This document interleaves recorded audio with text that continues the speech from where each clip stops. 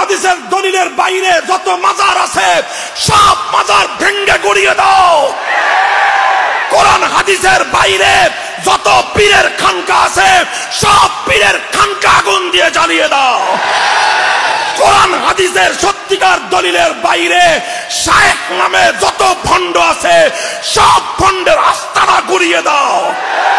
যারা কোরআন হাদিসের দলিল বাদ দিয়ে, কোরআন হাদিসের রেফারেন্স বাদ দিয়ে শুধুমাত্র কোন ব্যক্তির অন্ধ অনুসরণ করবে, সেই ব্যক্তি যত বড় পীর হোক, যত বড় বুজুর্গ হোক, যত বড় আল্লাহওয়ালার সন্তান হোক, যত বড় শায়েখ হোক, শুধুমাত্র কোরআন হাদিসের দলিল বাদ দিয়ে কোন ব্যক্তির অন্ধ অনুসরণ হেদায়েতের পথ হতে পারে না।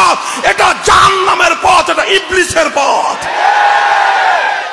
আমরা কখনো কখনো আল্লাহর ওলিদের উসিলা ধরে মূলত আল্লাহর কাছেই চাই। কথা কোন ঠিক কিনা? আমরা করি মাজার জিয়ারত, আর কিছু কিছু মৌলবী আছে আমাদের ঘাড়ের উপর আইনা ফালাইয়া কয় আমরা বলে মাজার পূজা করি। আমরা বলি আল্লাহর শান গাই, নবীর শান গাই, আল্লাহর শান গাই, ওরা আমাদের ঘাড়ের উপরে ফালাই দিয়া কয় আমরা বলে গান গাই। এগুলা যুগে যুগেই ছিল। আমরা ফরজ নামাজের পরে এমনিতে আল্লাহর কাছে দোয়া করি, রসুল করছেন করি, এটার ফরজও মনে করি না, ওয়াজিবও মনে করি না, নামাজের অংশ মনে করি না। ওরা উল্টায় আইন না কয় আমরা এটাকে নামাজের অংশ মনে করি। যারা অংশ মনে করে এটা বেদাত। আমরা কি অংশ মনে করি? এরপর আসেন আল্লাহর কাছে যখন দোয়া করলেন, আল্লাহ পাক কি করলেন দেখেন। ফাবাশশারনাহু বিগুলামিন হালিম।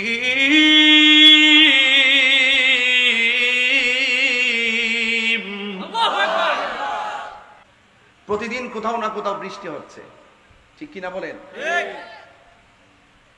রৌদ্রের তাপ গায়ে লাগছে। অনেকে সালাতুল ইস্তিসকার নামাজ পড়ছে, আমি পড়ছি না। আমি জানি যে সালাতুল ইস্তিসকার নামাজটা কোন সময় পড়ন লাগে।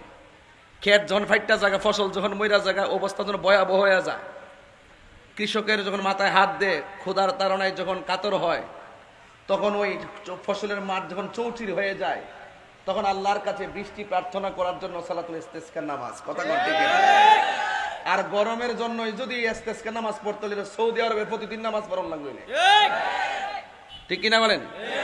এই দিক দা হুজুররা মাঠে নেমে নামাজ পড়তেছে, আমাদের কৃষকের আল্লাহর কইতেছে আল্লাহ বৃষ্টির হার দিও না, কোন রকম ধানটা গড়ে তুললা লই। আপনি বুঝেননি, ওয়াজ বুঝেননি? অনেকে বলে যে আমি নাকি সালাতুল ইস্তিসকার নামাজের বিরুদ্ধে। আমি সালাতুল ইস্তিসকার নামাজের বিরুদ্ধে ছিলাম না। আমি বলছি ওই মৌলবীর বিরুদ্ধে, যেই মৌলবী সালাতুল ইস্তিসকার নামাজ পড়তে যাইয়া আল্লাহর কাছে হাত দুইলা দোয়া করে, আল্লাহ বৃষ্টি দাও, বৃষ্টি দাও, হে মুহাম্মদ সাল্লাল্লাহু আলাইহি ওয়াসাল্লামের রব বৃষ্টি দাও, বৃষ্টি দাও। এই মৌলবী আবার এসির ভিতরে মসজিদের মিম্বরে বসে কয় হাত তুইলা সম্মিলিত দোয়া করা বেদাত। কথা কোন ঠিক না বেটি? আমি ওই মুনাফিকরে বলছি, ওই মুনাফিকরে বলছি, ঠিক না? এই জন্য যুবক ভাইয়ের আমার, পৃথিবীতে যত কর্ম করব একজনের সন্তুষ্টির জন্য। জবান খুলে বলুন তিনি কে? আর জোরে বলেন তিনি কে? ফরজ নামাজের পরে দোয়া যে আমরা করি, এটাকে আমরা ওয়াজিব মনে কইরা করি, ফরজ মনে কইরা করি? এটার কি নামাজের অংশ মনে কইরা করি? ওই তথাকথিত আহমদুল্লাহরা ফতোয়া দেয়, ফরজ নামাজের পরে রাসূল পড়েছেন আস্তাগফিরুল্লাহ, লা ইলাহা ইল্লাল্লাহ, আল্লাহু আকবার, এগুলো দোয়া করেছেন, কিন্তু সম্মিলিত ভাবে হাত তুলে দোয়ার কোনো রেওয়ায়েতে নাই। নাউজুবিল্লাহ বলবেন না? সম্মিলিত ভাবে দোয়া বলে নাই। এই কথা যারা বলে তারা জেনে শুনে সত্যকে গোপন করে। কথা কোন ঠিক কিনা?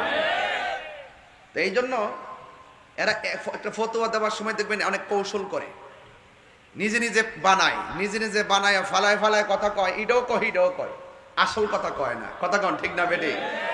তা যাই হোক, আল্লাহর হাবিব দোয়া করেছেন এবং রাসূল করিম সাল্লাল্লাহু আলাইহি ওয়াসাল্লাম বলেছেন, যদি তোমরা নামাজের ইমামতি করো, ইমামতি করার পরে নিজের জন্য শুধু দোয়া করো না। যে ব্যক্তি নামাজের পরে শুধুমাত্র নিজের জন্য দোয়া করে, যে ইমাম সাহেব শুধু নিজের জন্য দোয়া করে, মুসল্লিদের জন্য দোয়া করে না, সে মুসল্লিদের সঙ্গে বিশ্বাসঘাতকতা করলো। রাসূল বলছেন তুমি দোয়া করলে সবাই নিয়ে দোয়া করবা। জোরে কর না সুবহানাল্লাহ। এবং আরেক হাদিসের মধ্যে আসছে, রাসূল দোয়া করার সময় হাত মুবারক তুলতে তুলতে এত উপরে তুলতেন, রাসূল পাক সাল্লাল্লাহু আলাইহি ওয়াসাল্লামের এই শুভ্রতা মুবারক সাহাবায়ে কেরাম দেখতেন নূরে চমকাতো। জোরে কর না সুবহানাল্লাহ। এগুলো তারা জেনে জেনে সত্য গোপন করে। এখন আমি বলবো হাত তুলে দোয়া করেন আর ফরজ নামাজ পড়েন আর সুন্নত নামাজ পড়েন, সালাতুল ইস্তিসকা পড়েন আর সালাতুল আওয়াবিন পড়েন আর সালাতুত তাহাজ্জুদ পড়েন, যেই নামাজই পড়েন না কেন সব ইবাদতের পেছনে সন্তুষ্টি হবে একজনের, জবান খুলে কোন তিনি কে? আল্লাহ। এই দৃষ্টিভঙ্গি নিয়ে আমার আলোচনা শুনতে হবে। মনে বুঝতে পেরেছেন? আপনারা জানেন এই পৃথিবীতে যদি কেউ আল্লাহর খুব কাছের হতে চায় তাহলে মনে রাখবেন তাকে পরীক্ষা দিতে হবে। কি দিতে হবে? পরীক্ষা দিতে হবে। আল্লাহ পাক যাকে বেশি পছন্দ করেন তাকে বেশি পরীক্ষা দেয়। ওই পরীক্ষায় যারা ধৈর্য ধারণ করতে পারে আল্লাহ রাব্বুল আলামিন তাদেরকে জান্নাতের শুভ সংবাদ দেয়। জোরে বলেন না সুবহানাল্লাহ। এই জন্য সেই পরীক্ষার ভিতর থেকে একজন পয়গাম্বর যার উপাধি হলো খলিলুল্লাহ, যার উপাধি কি? খলিলুল্লাহ। আর আমার নবীর উপাধি হলো হাবিবুল্লাহ। খলিলুল্লাহ আর হাবিবুল্লাহ এক জিনিস না। হাবিবুল্লাহ হয়েছেন তিনি কোনো পরীক্ষা দিতে হন নাই। আল্লাহ রাজি খুশি আর মহব্বতে আমার নবীকে হাবিব বানিয়েছেন। যখন আল্লাহ পাক নবীকে হাবিব বানিয়েছেন তখন পৃথিবীর কোনো কিছুই ছিল নবী দুনিয়াতে আসার আগে নবী ছিলেন, রুহানি জগতে নবী ছিলেন, মা মেনার মাস থেকে দুনিয়াতে এসেছেন তখনও নবী হয়ে এসেছেন, আসমানি কিতাব পেয়েছেন, নবুয়ত প্রকাশ হয়েছে তখনও তিনি নবী, এখনো তিনি নবী। এক সেকেন্ডের জন্য সৃষ্টির শুরু থেকে কিয়ামত পর্যন্ত আমার নবীকে এক সেকেন্ডের জন্য অস্বীকার করার কোনো সুযোগ নাই। ভাইরা আমার আসুন একটু সামনে যাই। নবীদের মধ্যে একজন নবীকে আল্লাহ পাক 10টা পরীক্ষা করেছেন। জোরে বলেন কয়টা? 10টা পরীক্ষা করেছেন। ওই নবী, ওই পয়গাম্বর 10টা পরীক্ষায় তিনি উত্তীর্ণ হয়েছেন। এরপরে আল্লাহ রাব্বুল আলামিন ওই নবীকে কি করেছেন? খলিল বলেছেন। খলিল, সেই নবী হলো ইব্রাহিম খলিলুল্লাহ। এনাকে সব পরীক্ষা করেছেন, শেষ পর্যন্ত ওনার করে সন্তানও ছিল না। তিনি আল্লাহ রাব্বুল আলামিনকে, আমি কোরআনের আয়াতটুকু কুট করে নিয়ে এসেছি, আল্লাহ রাব্বুল আলামিনের কাছে তিনি বললেন, ইব্রাহিম সাল্লাম বললেন, রব্বি হাবলি মিনাস সালিহিন, হে আল্লাহ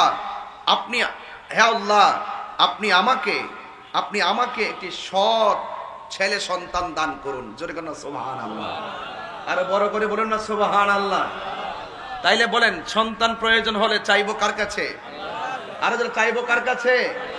অন্য কারো কাছে চাওয়া যাবে? একমাত্র একজনের কাছে চাইবো, তিনি কে? সন্তান দেওয়ার মালিক কে?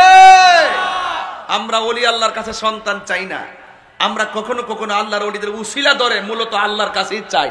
কথা কোন ঠিক কিনা?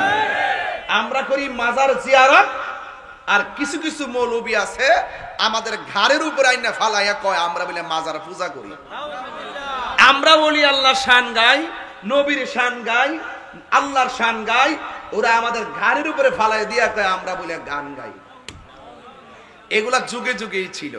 আমরা ফরজ নামাজের পরে এমনিতে আল্লাহর কাছে দোয়া করি, রসুল করছেন করি, এটার ফরজও মনে করি না, ওয়াজিবও মনে করি না, নামাজের অংশ মনে করি না। ওরা উল্টায় আইন না কয় আমরা এটাকে নামাজের অংশ মনে করি। যারা অংশ মনে করে এটা বেদাত। আমরা কি অংশ মনে করি? এরপর আসেন আল্লাহর কাছে যখন দোয়া করলেন, আল্লাহ পাক কি করলেন দেখেন, ফাবাশশারনাহু বিগুলামিন হালিম।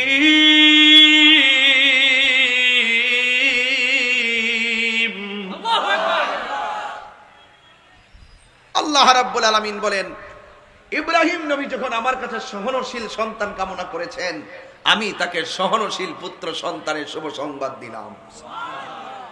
সন্তান নাই, দীর্ঘদিন পরে যখন একটা সন্তান হয় তখন আনন্দ লাগে কি লাগে না? এটা কি অনেক আনন্দের, অনেক শখের না? আরে 12 বছর পর্যন্ত একজনে করে হয় না। হঠাৎ করে যখন ডাক্তার বলে আলটা করার পরে আপনার ছেলে হবে, তখন গায়ের মধ্যে কি না আনন্দটা লাগে। যদি আল্লাহ দেয় 12 বছর পরও হতাশ হওয়া যাবে লা তাকনাতু মির রাহমাতিল্লাহ, আল্লাহর রহমত থেকে নিরাশ হওয়া যাবে না। আমার যুবক ভাইরা আমার, এখানে আল্লামা শাহ মোহাম্মদ মাহবুবুল্লাহ আল কাদরি হুজুর আমার পাশে বসা আছেন। আমার কথাগুলো তিনি খুব জাররা জাররা পরিমাণ বিশ্লেষণের চোখে আমার দিকে তাকিয়ে আমাকে দোয়া দিচ্ছেন। শুধু একটা কথাই বলবো, সন্তান দেওয়ার মালিক কে? আল্লাহ। বাস রব্বি হাবলি মিনাস সালিহিন।